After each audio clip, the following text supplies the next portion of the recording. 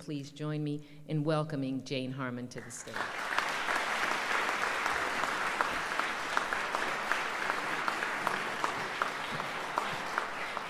Hi, everybody. Good evening. It's an incredible honor to be here. I was looking forward to this, Joe and Alma and Dickie, and sorry Liz isn't here. But I really have been looking forward to this for a long time. Hearing that my friends and your friends, David Ignatius, Michael Oren, and Chris Wallace, preceded me is truly terrifying. But on behalf of the female population, I will do my best. No couple has been closer to me since Sydney's death than Joe and Alma. I've told that to them personally. I want to thank them again for being magnificent friends and magnificent supporters both of the University of Maryland and the Wilson Center. And about 2 weeks, Joe stepped down as chairman of the Wilson Board, where he served with great distinction for 11 years. In political years, that is just beyond ever. And we were thrilled to name one of our meeting rooms for Joe and Alma. Only 2 other meeting rooms are named for past supporters of the center. One is for Senator Moynihan, who thought up the idea of a living memorial to Woodrow Wilson, and the other is for Joe Flom, who was a pioneer attorney, but also an early chairman of the Wilson Center. So it's a big deal to us, and I just wanted you to know that this is not the only Gildenhorn room on the planet. But this is a special place, and in 2006, Sydney and I were proud to be here when the center was dedicated, and we're also very proud, and I still am proud, to be close friends of the Dubins, and I think this lecture is a big deal. So please send my love to Liz. I'm sorry she's not here. And I would point out that the Dubins, who also helped the Wilson Center, are the best definition of bipartisanship. He's a Democrat, she's a Republican, they cohabit, and I only wish the members of the House and Senate budget committees could learn something from the Dubins. This afternoon, I do want to talk about seismic shifts in the Middle East. I come from California, where we're used to seismic shifts, but the big one will be soon. Let me tell you 2 things. First, how I think about Israel, and then second, what I think about Israel. And my goal is to get through this quickly so we can do questions and answers, because I think that would be more interesting to all of you.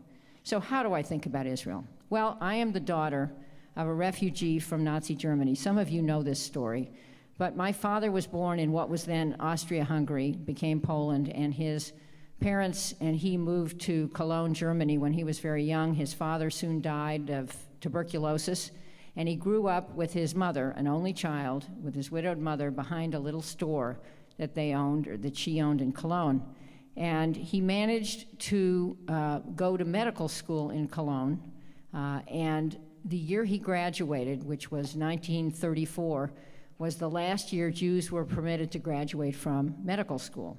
He wore a yellow star, he had to sit in the hallway, they didn't let Jews in the classroom, and when he took his final exam, his oral exam, the examiner turned his back on him because he was a Jew.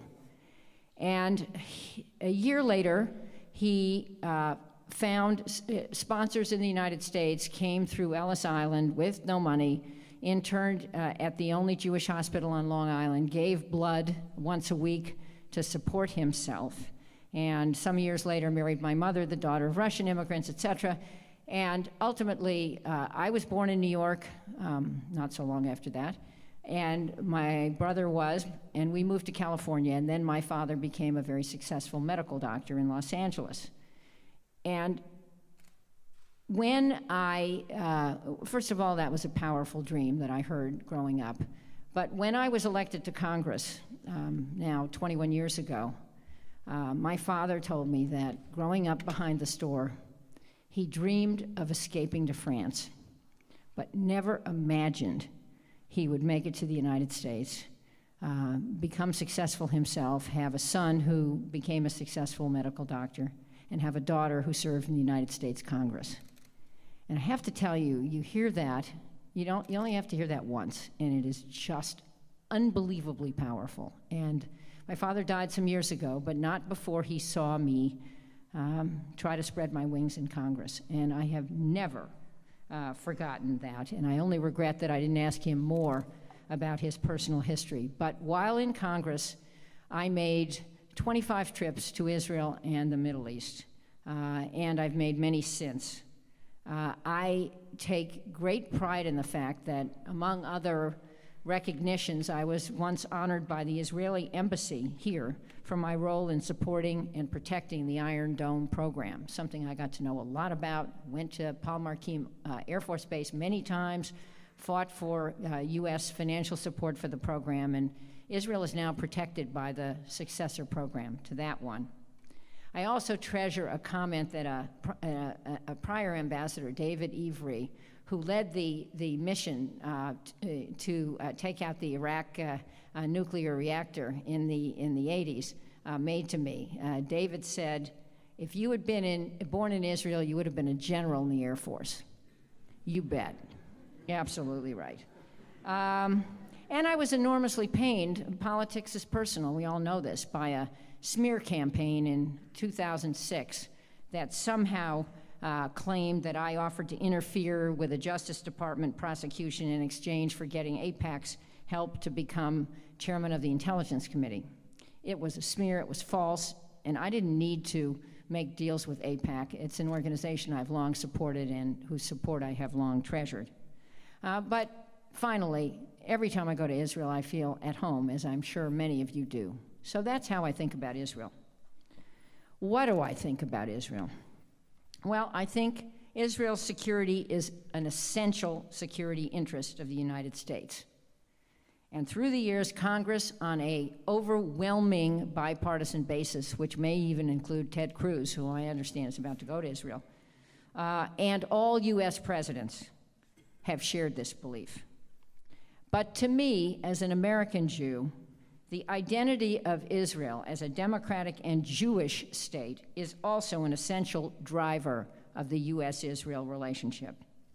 I want to discuss some of the developments, and let me do it briefly, through that lens, starting with the peace process, and then let me make a few comments about Syria, Egypt, Iran, and other things.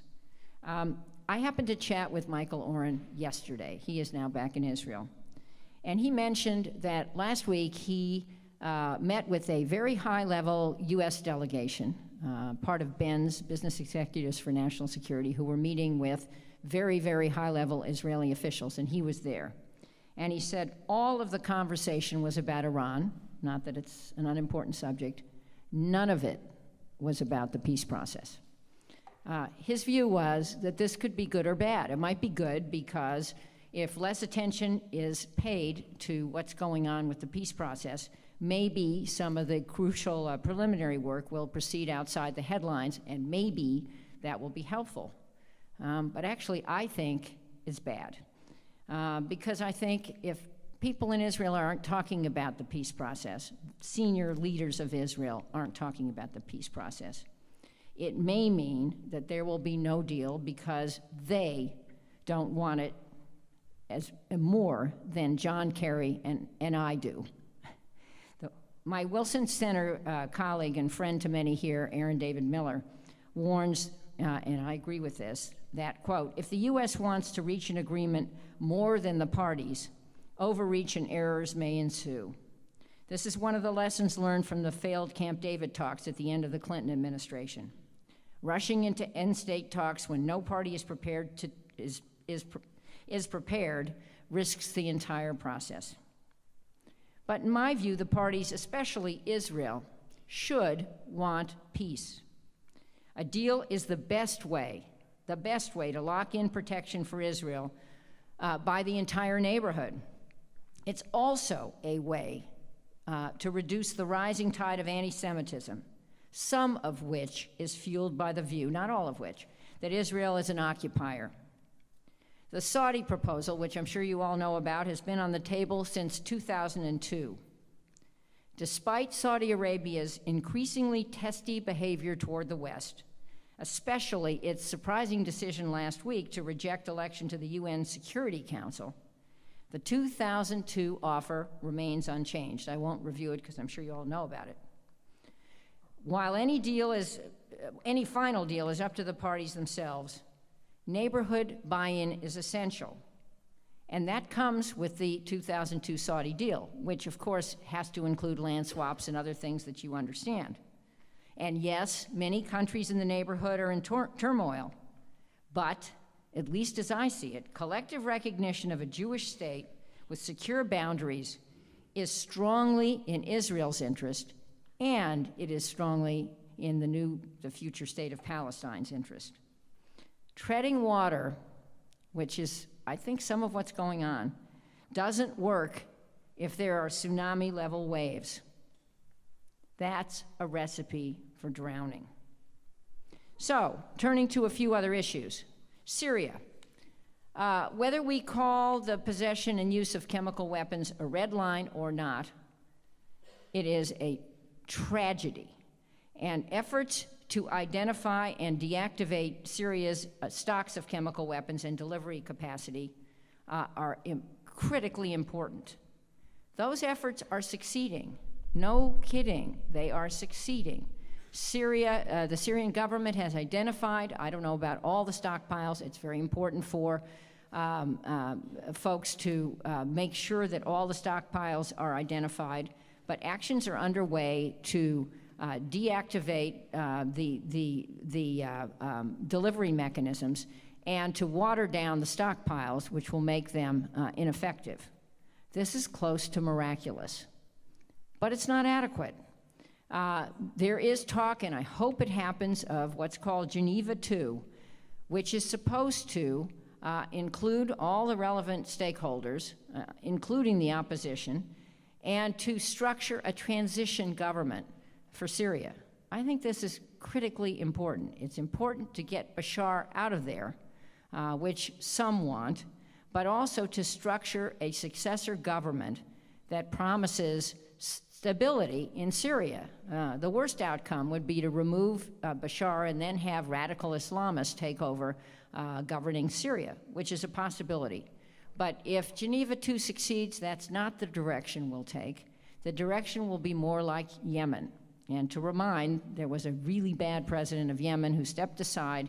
His vice president took over. A new government was structured. The vice president was elected. It's not a perfect solution, but there is more stability in Yemen, and Yemen is cooperating with the United States and others in our counterterrorism efforts. So that's a pretty good outcome. Yemen good enough, as our military would call it, and what I'm looking for is Syria good enough. And I think that Syria good enough is strongly in Israel's interest, and would note, by the way, Israel's unsung efforts to care for Syrian refugees. This is going on now, on the border and in Jordan. A really wonderful thing.